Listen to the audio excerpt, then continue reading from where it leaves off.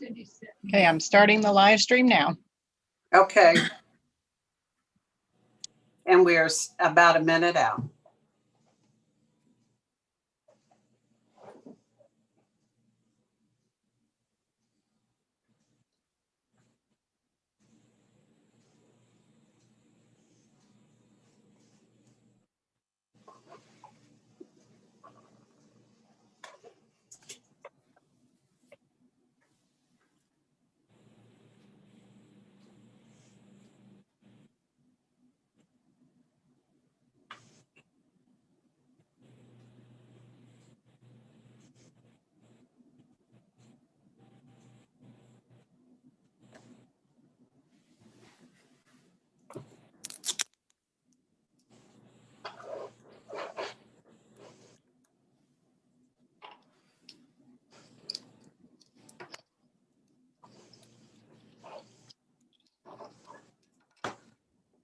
Good morning, and I call to order the Tuesday, January 12th, 2021 Kansas Corporation Commission business meeting to order.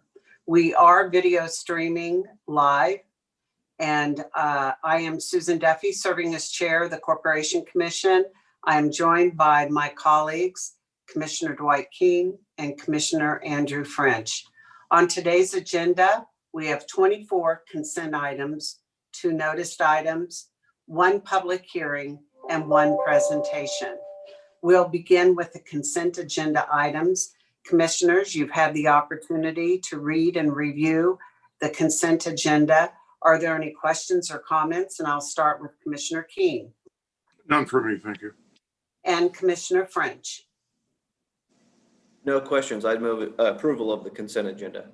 Second.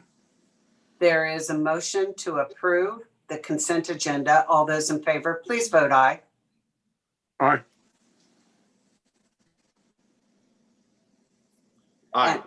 Aye. The motion passes. The consent agenda is adopted. Thank you. Our first noticed item is docket number 21 EPDE 205 TAR in the matter of the application of the Empire District Electric Company for approval of its annual true-up of its net excess ADIT pursuant to its tax change rider. This is an order approving true-up filing under the tax credit rider, and our presenter today is Mr. Cole Bailey. Good morning, Mr. Bailey. Good morning, commissioners. This first one is 21-205, and pursuant to the unanimous settlement agreement in docket number 19 EPDE 223 RTS, a base amount of $361,896 is included in Liberty Empire's base rates as excess ADIT to offset against tax expense and is to be trued up annually through the tax change rider to collect the difference between the actual yearly amortization of the excess ADIT and the base amount included in rates.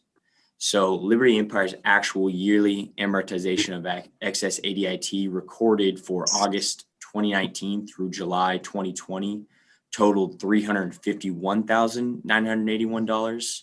So therefore, a true up of $9,915 correctly captures the correct difference between the actual amortization of excess ADIT and the base amount included in rates. The true up will be collected via a one-time surcharge on customers' bills allocated based on the class revenue requirement allocation approved in the 19223 docket. For example, residential general customers will see a one-time 54-cent charge on their bill. The only recommended change that staff makes is the calculation of the class of municipal street lighting and private lighting for be based on customer count and not fixture count. And this is because the billing units used to calculate the income tax credits were based on customer count. I've spoken with CURB and Liberty Empire, and neither party has any objection to the order. Staff recommends adoption of the proposed order, and I will stand for questions. Thank you, Mr. Bailey. Commissioners, you've heard the explanation. Are there any comments or questions? And I will start with Commissioner French. No, none for me. Thank you. And Commissioner Keene. None from me either. I would move approval of the order. Second. There is a motion and a second to approve the order. All those in favor, please vote aye. Aye. Aye. Aye. The motion passes. The docket is adopted. Thank you. Our next item is docket number 21BHCG 223 TAR in the matter of Black Hills Energy filing its ad valorem tax surcharge calculation of 2021. And again, our presenter is Mr. Cole Bailey. Thank you. On December 18, 2020, Black Hills filed an application for approval of its 2021 ad valorem tax surcharge. Black Hills requested a refund of $91,783. The surcharge will be in effect during the period of February 2021 to January 2022, and it will increase the average residential customer bill by approximately 13 cents per month or $1.60 annually. Staff recommends adoption of the proposed order, and I will stand for questions. Thank you, Mr. Bailey. Are there questions or comments of Mr. Bailey and Commissioner French None for me. Thank you. and Commissioner King? None for me either. I would move approval of the order. Second. There is a motion and a second to approve the order. All those in favor, please vote aye. Aye. Aye. Aye. The motion passes. The docket is adopted. Thank you. In other matters, we are moving to the motor carrier proposed regulation public hearing on KAR 82-4-30A, and this is our public hearing on this matter. Our presenter is Mr. Hassan Latif. Good morning. Good morning. Do you have a request of notice or? Oh, was there notice? Yes, pursuant to the Kansas Rules and Regulations Filing Act, a minimum 60-day public comment period is required before an agency may adopt permanent regulations. On October 29th, 2020, Commission staff had published in the Kansas Register notice of this public hearing, thereby exceeding the minimum 60-day requirement. Because publication of notice in the Kansas Register constitutes notice to all parties affected by the regulations, the Rules and Regulations Filing Act does not require agencies to send notices to each party believed to be interested in the proposed regulation. Therefore, staff recommends the Commission find that notice was proper and that it has jurisdiction to conduct this hearing at this time and place. Are there any objections to notice? Seeing none, I find that notice was proper and that the Commission has jurisdiction to proceed with this hearing at this time. Mr. Latif, if you would like to present the proposed changes to the legislation, I would appreciate it. Thank you. I'm going to share my screen.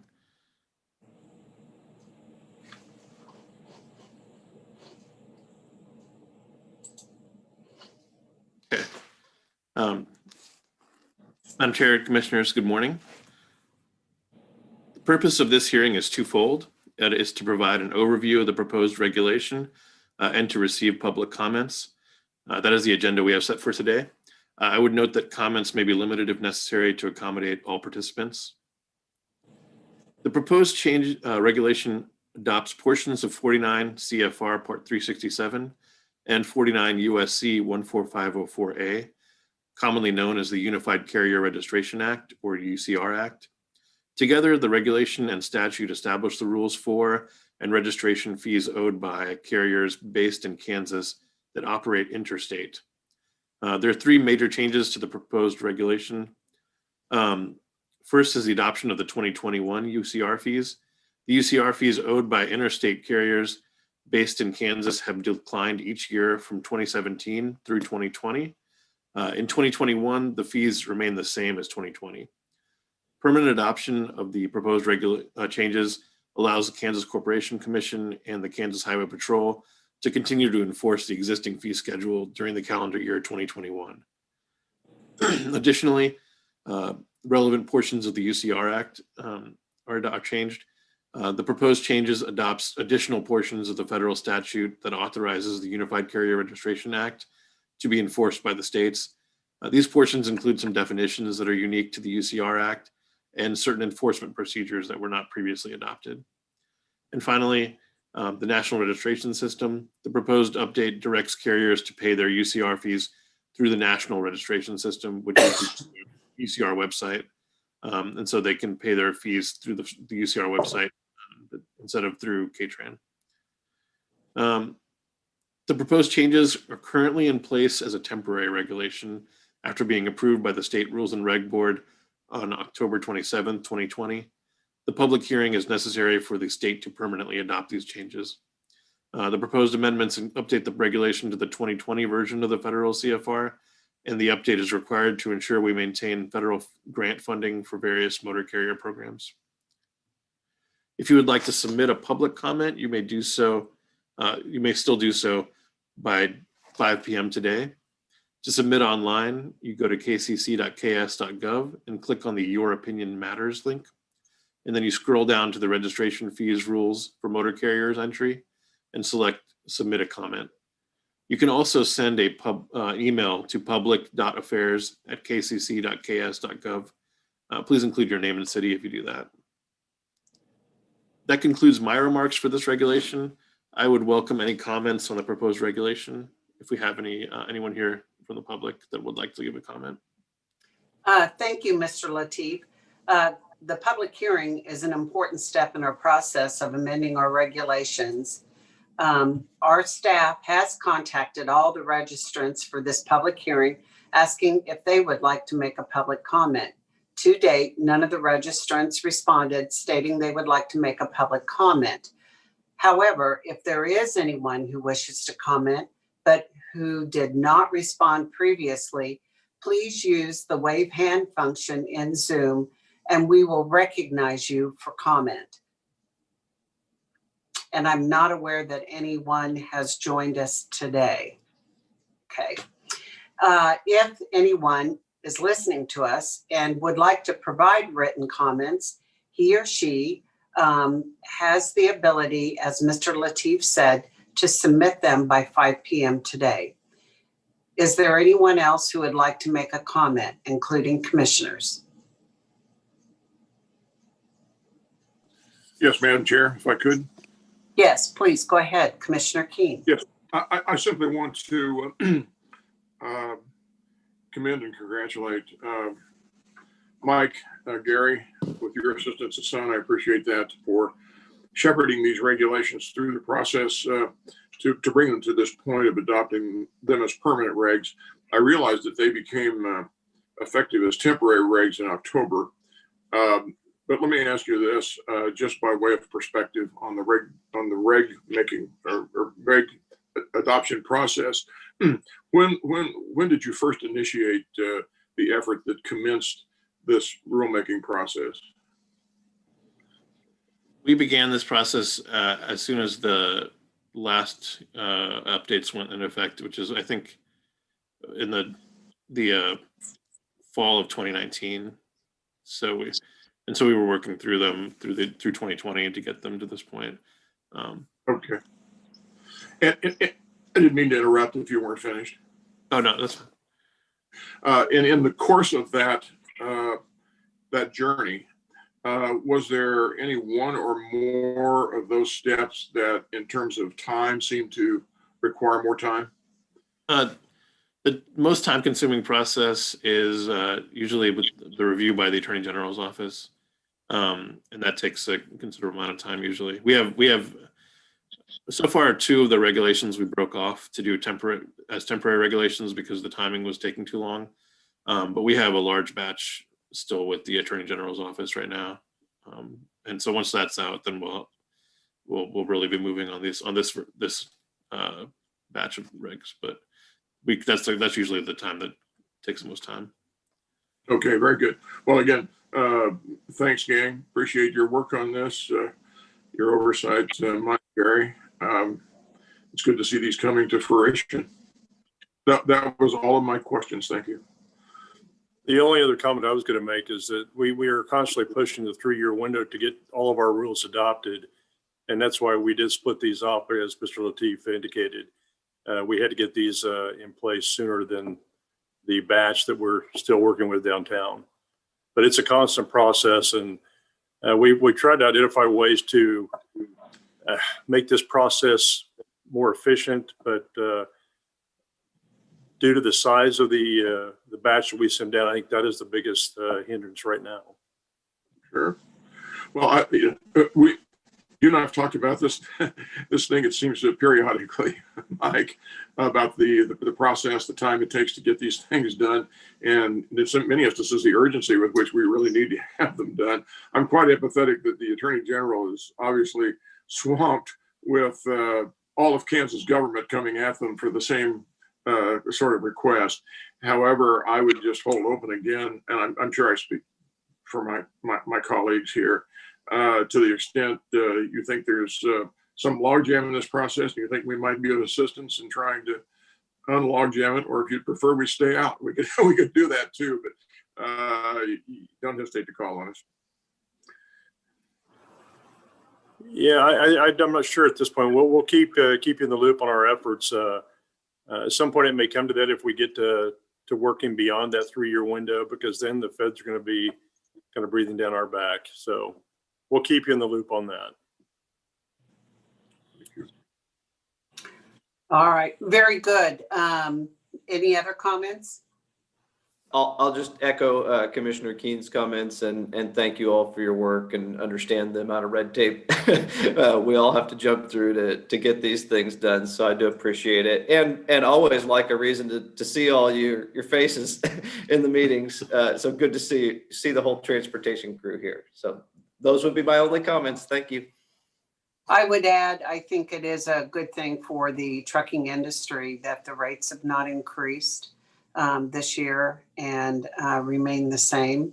Also that we have switched from KTRAN to the Fed system. So regardless, although our KTRAN system was ahead of many other states and really kind of set the groundwork for what the feds have done, I believe, this is a good thing for the trucking industry. Thank you all for your work on this, and this does conclude our public hearing on this matter. Thank you. Thank you. Our next item is a presentation to the Commission regarding broadband development issues and the FCC. This is a request that I made. I was pleased to hear that Mr. Stanley Adams, who serves as the director of the Office of Broadband Development in the Department of Commerce, had been called back to service in a very familiar position to deal with this issue. Broadband service is economic development. Without it, we stifle, we stagnate, we don't thrive. And a robust broadband is essential in the state, whether you're rural or urban, whether you're young or old, whether you have a business or you're going to school. And so upon Mr. Adams' broad shoulders, the issue of broadband has been placed. We as a commission do not have a direct involvement, but we have a very healthy indirect involvement. And so I felt it was important that we call upon Mr. Adams to come and provide an update to us. I hope this will become a regular report to us so that we can be updated and you can ask our assist or that we can provide information to you. So welcome, Stanley. It is good to see you again. Yes. And at this point in time, I am turning it over to you. And commissioners, if you have questions, that's great. So welcome to the KCC. Thank you, Chair. And Good morning, commissioners. Thank you for having me over today. I really am glad to be back with you. Excuse me. And there has been a bit going on in my little world of broadband, as it were. So this will be a great opportunity to get reconnected. And at the end, what I would, if not, in our conversation, one of the takeaways I wanted to make sure we leave on is kind of how we can be more collaborative and coordinated in our efforts. So what I thought I would do, and I'm not no slide bombs today. I just got 2 slides. All I want to do is just kind of walk you through the big things that are going on. To be honest, from my perspective, it's a long list, but I'll get you through it pretty quickly, and you'll see some themes. But so let me just do a share screen, and I'll talk to the key points, and absolutely just chime in with questions. Let me just confirm that you can see the screen because I can't tell for sure. Are you guys seeing my slide? Yes, we are. Yes. Okay. All right. So here's the first thing actually I wanted to share with you, and this is the Susan, Madam Chair, this is the most the biggest impactful difference since I've been working in this space. It's the formal establishment of the Office of Broadband Development. Back in October, the governor signed an executive order creating my office officially within the Department of Commerce. I've been working in commerce on these issues for quite some time before. Basically, it was through a federal funded program to do some specific things. But now with what the executive order does, it does several things. One, it's a clear definitive statement by the governor that she sees this as an important issue for our state and our growth of our economy. This is, and what you will note if you look at the executive order, it's not this was done in October. This was important before the pandemic hit, actually. So our discussions around the need for additional elevation of this issue was going on prior to the pandemic. So I'm really appreciative of this focus and her dedication to this through her executive order, which really clears up the things. And what I'll do is I'll walk you through a couple of things that you see here. So overall umbrella is the office responsibility is for example, to report the extent of availability, the quality of availability of services in the state. I think there's a little bit of shared interest in this one in general. So I think we can talk more about that umbrella, because what our office will do is report once a year how we assess the state of availability and use of broadband. I put on here just a couple of the key things to highlight the different types of things that we're doing in order to meet the mission, to meet our mandate. Infrastructure, which is coming through right now in the form of several grants, which I'll tell you about. We expect to be providing technical assistance, particularly to local communities where I think it's needed most. Importantly, the executive order specifically calls out digital equity. It also calls out mapping, which is somewhat the bane of my existence. Getting the right map is an elusive issue. But these are all important issues that we want to make sure that we're tapping into and providing some leadership for the state as we move forward. And in that light, the office, through the executive order, is specifically charged with coordinating between agencies of the state. So, and ask for cooperation such that my office may need it. So I will be, and this is exactly on par with what we're trying to accomplish. So very timely and appreciative of that.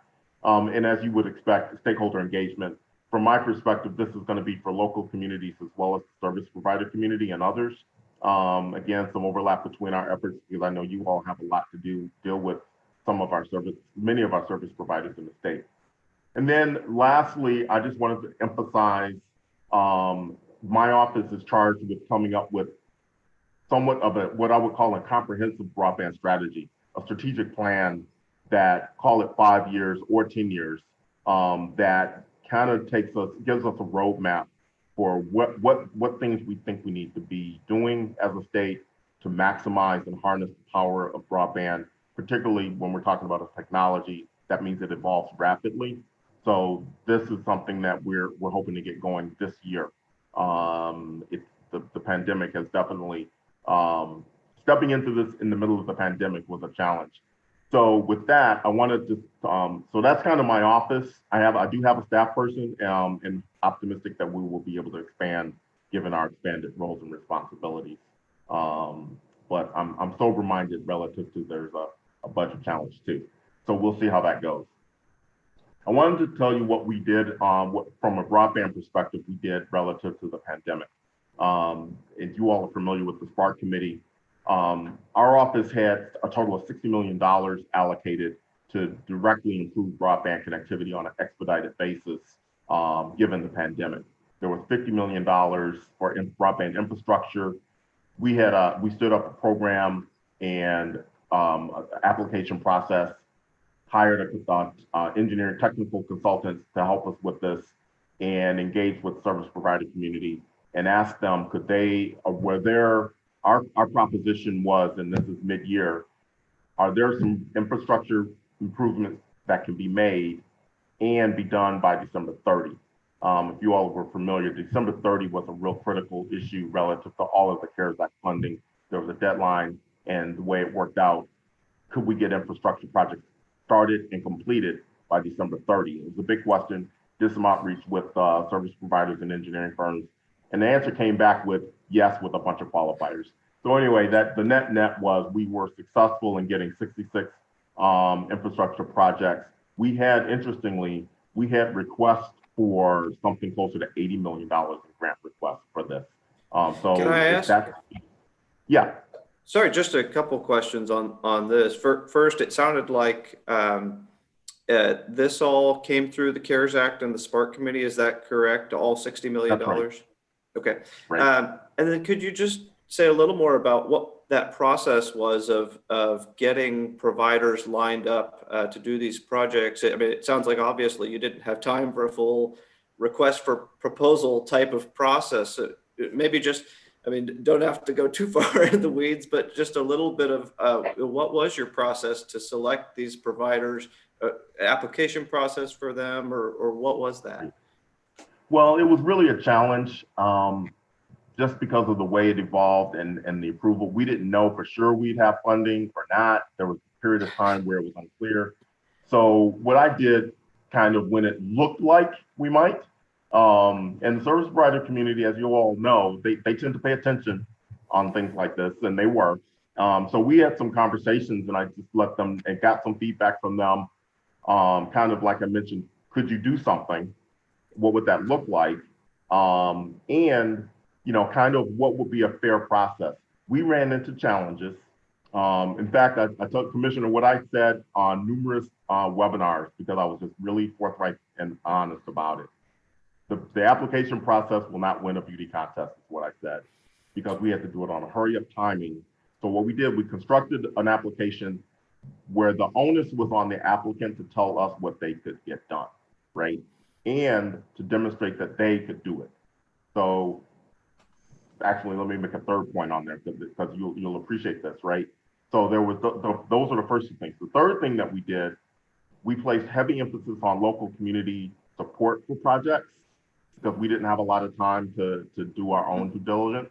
We did some due diligence, to be clear, but we really wanted to make sure that local communities were engaged such that if they were supporting the project, that gave us a better comfort level that it wasn't an overbuild or that it was actual demonstrated need. That's an excellent point. And so it sounds like emphasis on shovel ready projects that the community is pushing for. Right. And demonstrated need in order to be qualified. Actually, I shouldn't skip right over the headline here. Every application did have to demonstrate an intersection with the pandemic, right? In our case, that's just not as difficult to do because it's obvious where the intersections are for pandemic relief. So that actually worked out well. We had and within the service provider community, there were some concerns about some of the projects potentially overlapping where they had service already. Again, I took a fairly forthright approach with the service provider community, and number one, told them that was not our intention, and two, We didn't think we were doing that. There were a couple of cases where there was some overlap, what we would refer to as incidental overlap. And the classic example would be with the fixed wireless solutions, where you're going to have some bleed over into a community when you're trying to get the outlying area. So we felt pretty good about all of our awards, and we engaged, I think, effectively with the service provider community to assure them that on a go-forward basis, we would be able to do some more things to make sure this doesn't happen, which I'll talk about when I tell you about the acceleration grant. So, so that was kind of part one on the pandemic response. And the other part was $10 million for low-income support. This was hand in hand with the service provider community and local school districts. That's what it was designed for, and that's what we got. Basically, we were very flexible on quick timing. We had to make this adaptive. We started out just wanting to have this be a fund available for existing low-income programs like the Connect to Compete or Internet Essentials that the providers have stood up, because they are already identified low-income households through that program, which we in my office was not equipped to do that type of work. So we set it up that way, and then we got feedback pretty quickly that it made a lot of sense to include school districts. So we made some modifications to the program on the fly, and ended up, like I said, 25 projects in total, well oversubscribed. Our biggest challenge in both of these programs was that we were only able to support through December 30. So we weren't even able to provide low-income support for a full school year, which was the most common request. We could only provide support through December 30. So that's what we did. And it worked out fairly well, and I can touch more on that in detail, but let me just wrap a couple of other points up. I mentioned the acceleration grant. Okay, so the previous $60 million I just talked about was all CARES Act funds. Kind of backing up on a sequence. Back in the beginning of 2020, through the legislative process, there was a lot of discussion about what could we do about broadband. I mentioned that we were all over this issue before the pandemic, right?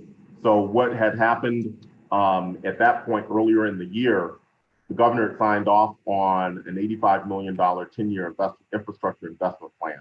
This is through coordination with the KDOT and their 10-year transportation plan.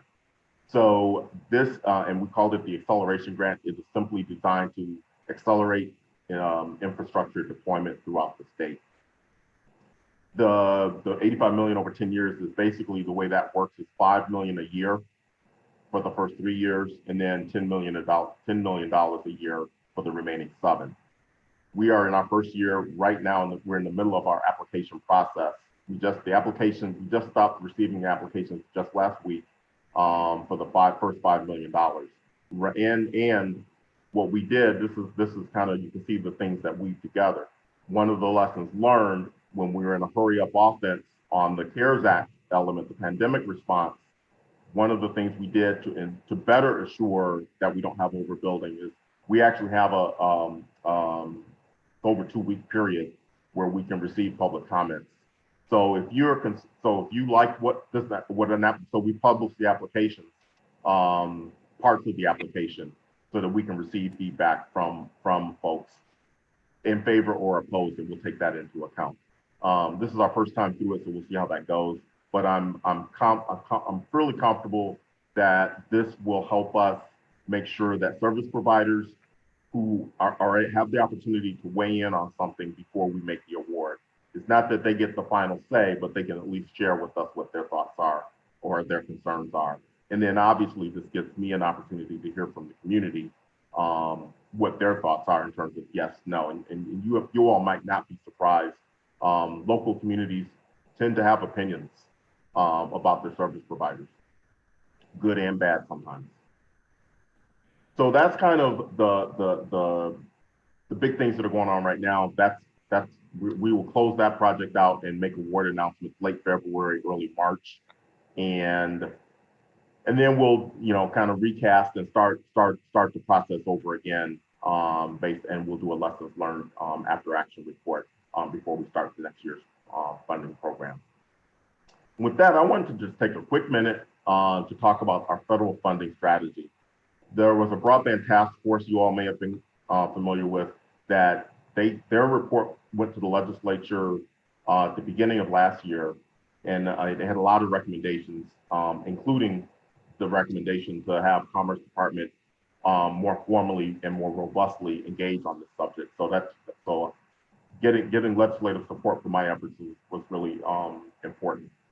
One of the things they identified was that we need to do a better job of accessing federal funds in general, because you've got the USDA, RD, you've got the FCC with a myriad of funding programs targeting rural, high-cost areas to serve. So we have baked that into our executive order. It's in the executive order, and it's in our game plan. The CRRSA, I just figured out that's what it is. It's the Coronavirus Response and Relief Supplemental Appropriations Act. Is the bill that was just signed on the 27th of December that also granted us an extension on those CARES Act funded projects.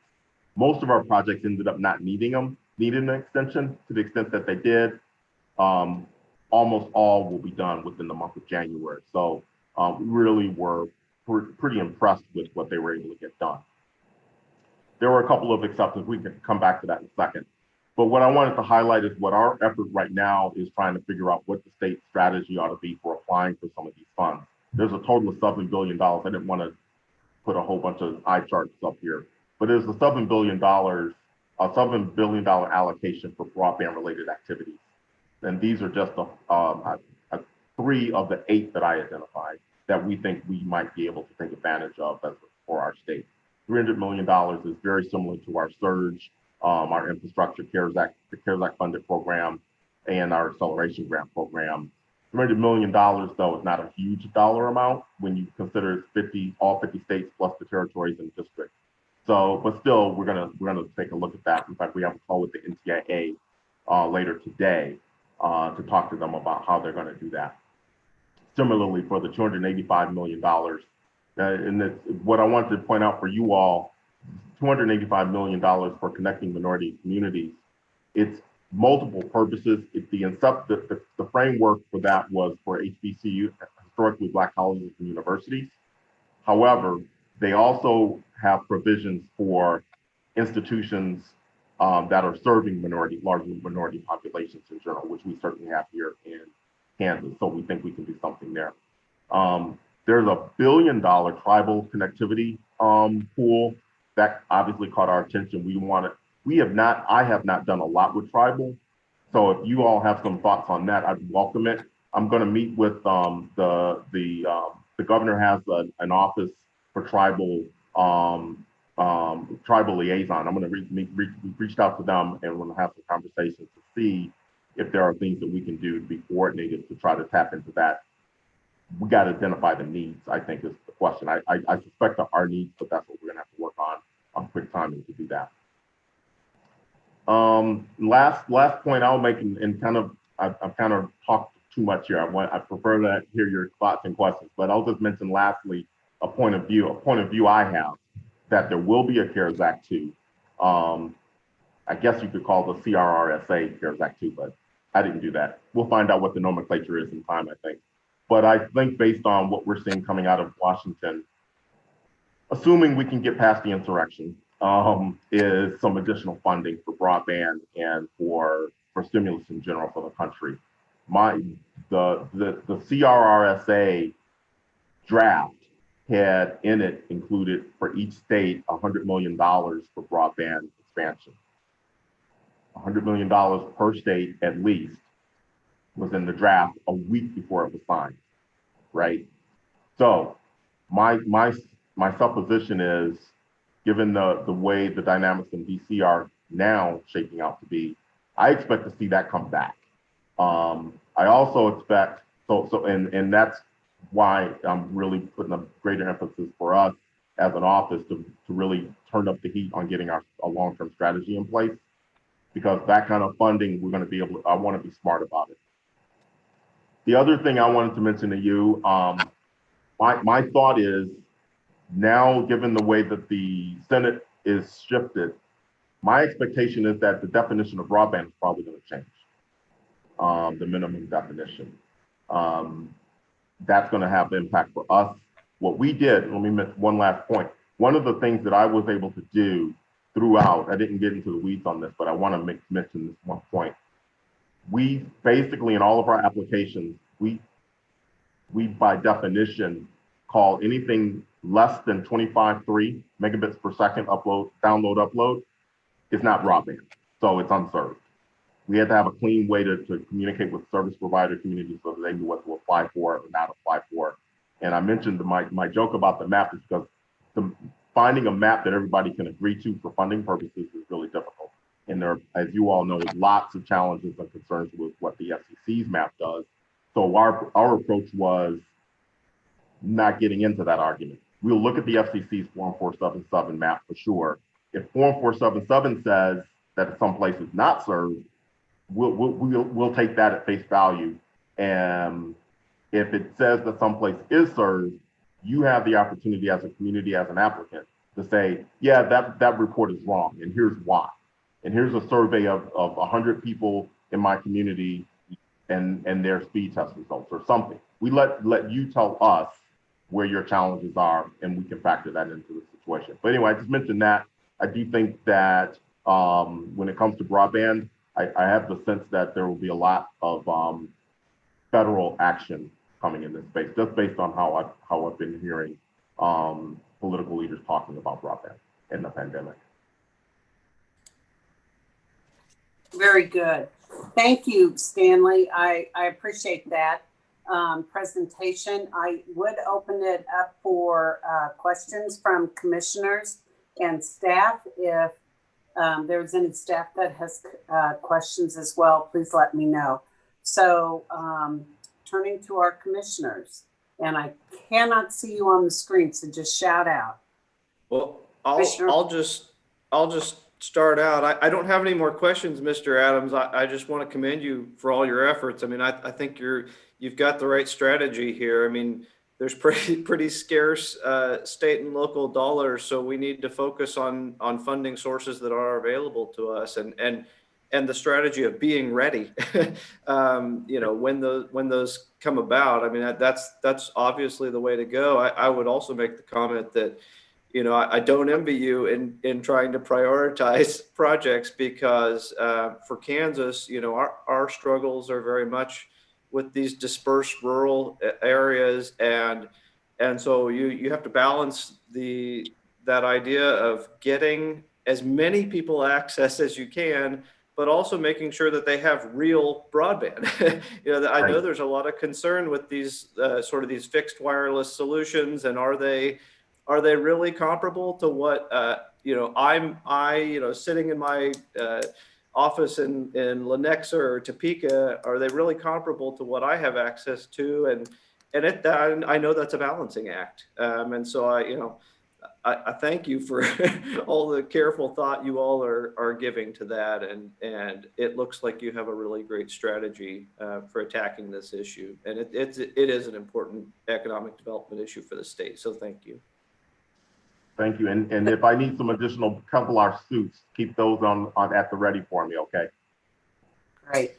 Commissioner Keen, do you have questions or comments, please? No question. The comment is that I appreciate your work, Stanley, and thank you for the update. We're grateful.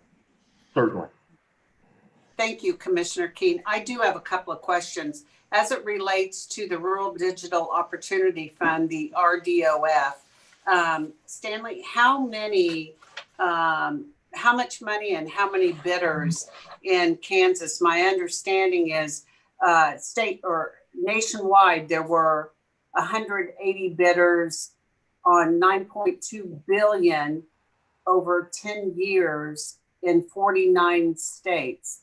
So how much do you know how much Kansas received and how many bidders we had? Off the top of my head, I don't recall. I can tell you that there were several very large awards in our state. There was one for 33 million and another for something less than that. I believe the names of the companies that were published, there was a company called Resound, and there was another one, I believe was AMG, if memory serves, that were fairly robust, fairly large allocations. The details on that are not laid out RDOF is a bit is an area of concern for us.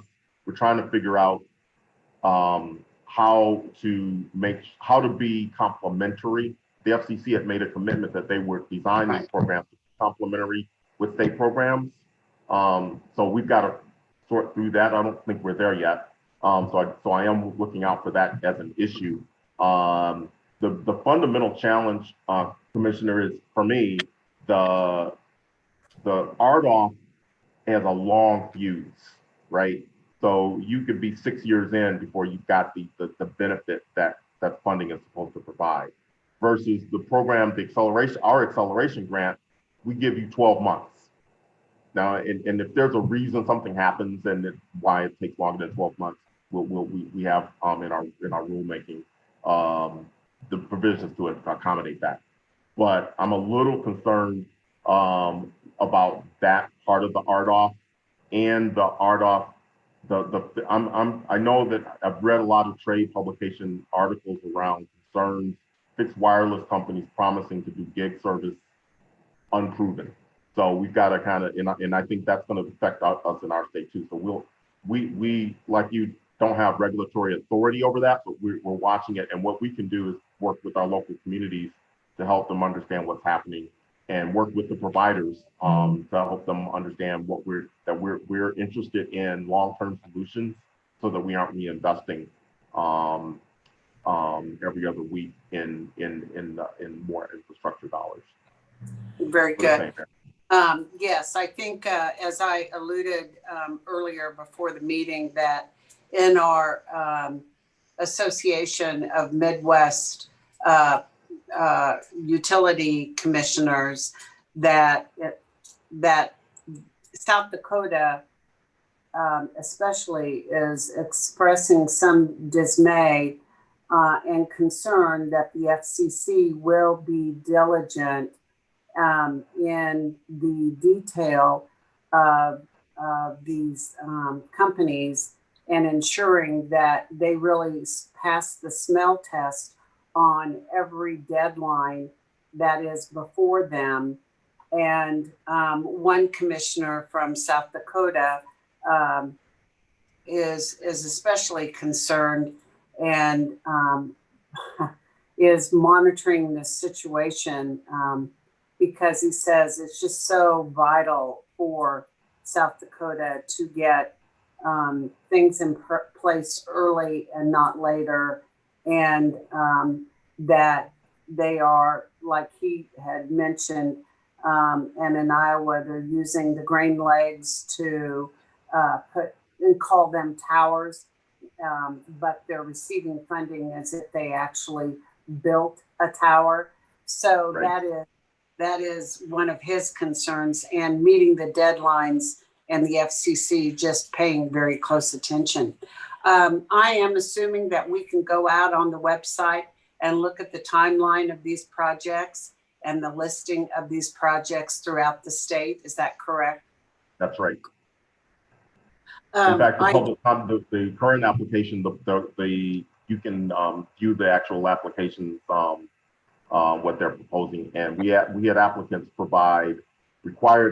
to provide a GIS file so that you can see geographically where it is as well. Very good. And I do applaud the kind of the stake in the ground on the 25.3. I would agree that there's anything less than that, I don't know what it is, but you're right, it's not broadband. So I think that was critical too.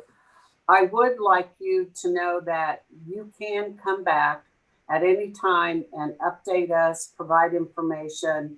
If you have questions or concerns, that definitely feel free to reach out to our office as sister agencies. We want to make sure that whatever knowledge or skill we have, we are sharing that with you. And we appreciate you coming and providing this update on the CARES funding. I know you're a party of two. Right. That's not a whole lot, but hopefully within the Department of Commerce, you're melding into the other divisions, and they're providing some key support for you. I really do appreciate this, Stanley. This was very enlightening, and the kind of detail that you were able to provide. So thank you very much. And again, let us know how we can assist. Thank you much, Madam Chair. I really appreciate it too. And in the meantime, if you see something or have questions, please do reach out to me as well. I get busy, like I'm sure you all do too. But if you see something that doesn't look right, flag it and call it to my attention. I'm really trying to do a good job of striking a balance with a lot of competing interests. And as you see, and hopefully you are hearing from me, I'm fairly forthright with the parties, and I call a duck, and I call a swan. Okay, so I would like to pause just for a moment, see if there was any staff on the line that had a question for Mr. Adams. I'm not hearing anything, so thank you very much, Mr. Adams. Thank you, commissioners. Thank you very much. Okay, you. commissioners, I would turn to you, and that does conclude our agenda. Are there any other items that we need to take up for today? Commissioner French? No, none from me. I'd move we adjourn the business meeting. And do I have a second? Second. There is a motion and a second to adjourn the business meeting. All those in favor, please vote aye. Aye. Aye. The motion passes. We are adjourned. Thank you, everyone. Stay well, stay safe. Take care. Do the same.